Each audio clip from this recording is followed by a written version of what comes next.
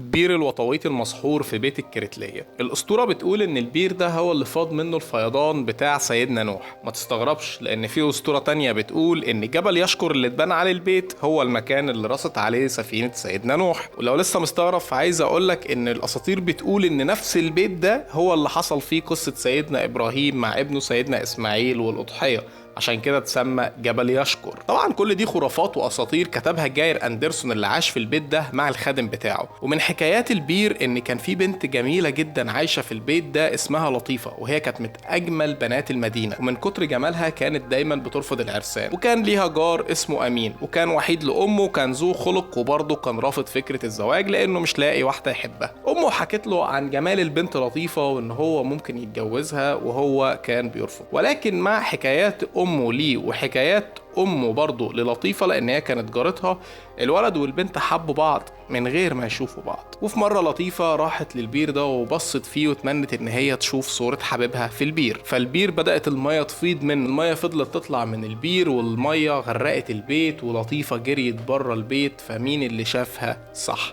امين شافها، فوقع في غرامها اكتر وطلب من امه ان هي تتجوزها. وبمجرد ما امين شافها البير وقف عن الفيضان، علشان خلاص كده يعني قصته انتهت.